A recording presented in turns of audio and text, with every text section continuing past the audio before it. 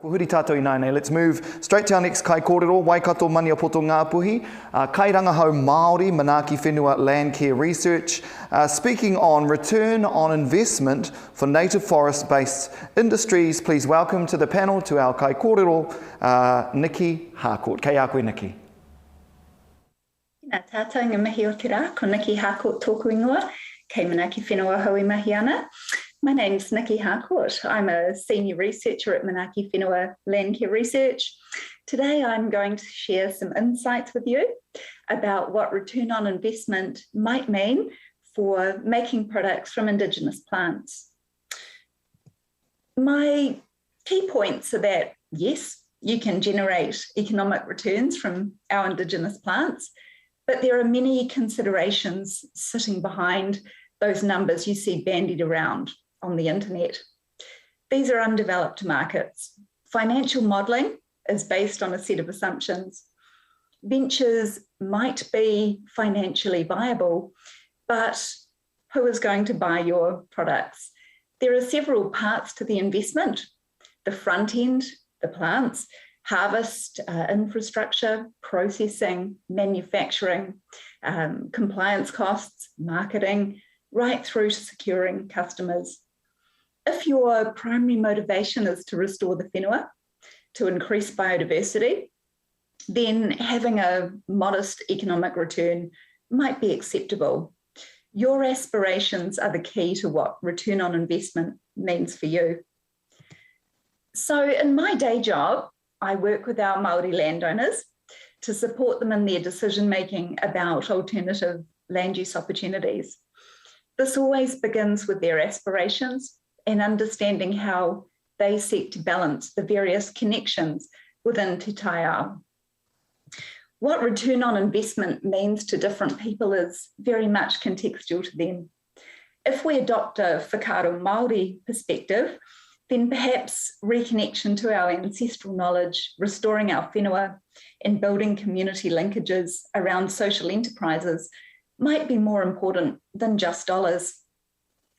And if we think about manuka and kanuka as taonga species on the coast, working with these plants to enable them to flourish in a place that they thrive naturally is a nice fit with Te Aotearoa sustainable industry. They are critical remediators, holding our soils together and providing shelter for our more vulnerable species to grow through.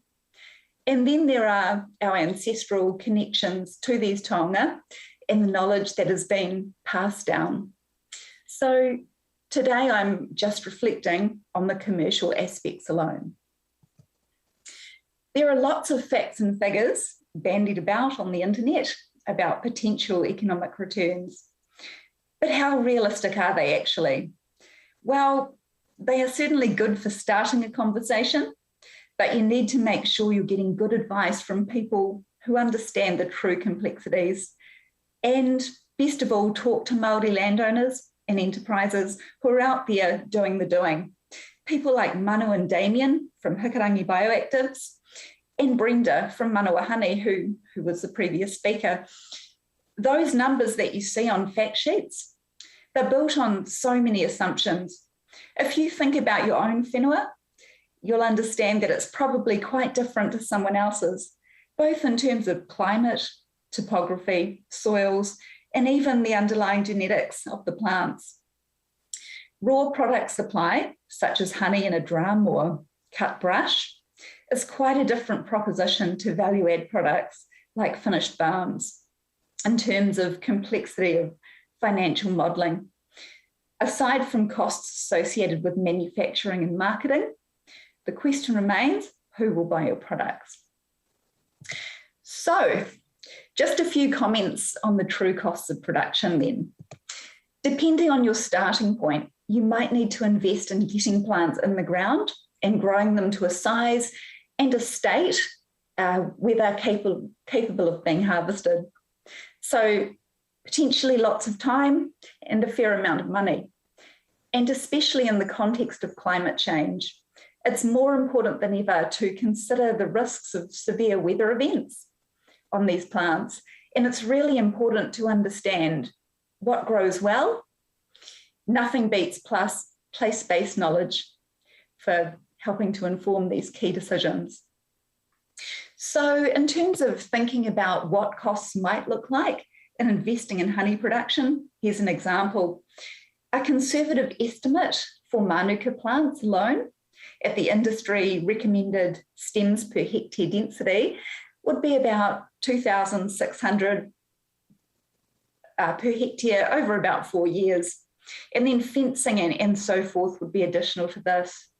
Even reversion carries a cost because you need to release seedlings and maintain the plants over time. And it's important to note that there's going to be a lag time until you can actually start generating income while those plants get growing. So as an example of why return on investment is difficult to predict, let's consider Kānuka honey. There are lots of variable factors that will be out of your control.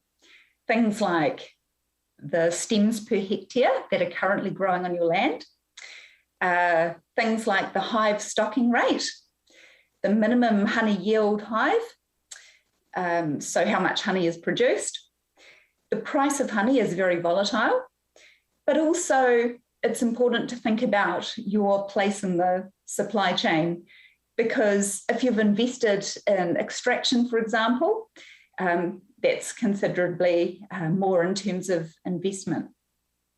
Honey production is very vulnerable to weather conditions, affecting both bee behaviour and also flowering times and plant health, hive health. And there's a real misconception out there that anyone can run hives. It's actually an art. And certainly you need to be skilled to be productive. So what are the true costs then? Well, of course, this is purely an example. Today, a 500-gram jar of Kānuka honey on Trade Me, for example, is about $13.50. But once you start to look at those underlying costs and you understand that change in any one of these components can actually make it quite an uneconomic exercise. So, for example, things like packaging and production of the honey itself, as well as marketing and warehousing. So cost of goods is a really important thing to get your head around. And how will you reach your market? So if you look to sell through a supermarket, they look to take about 20 to 40% margin.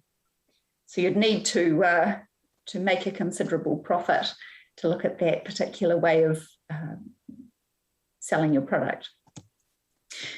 And then secondly, how will you generate sales? Another very important consideration. Kawa products have saturated the market.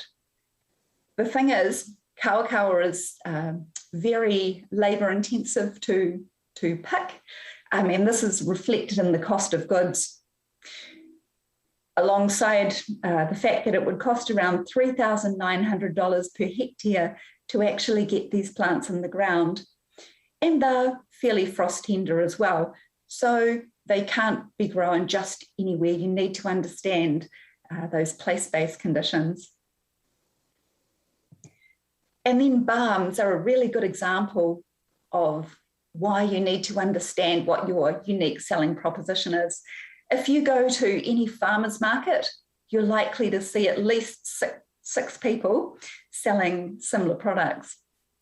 And then, of course, there's the question about how do you go from farmers markets to national and even global customers.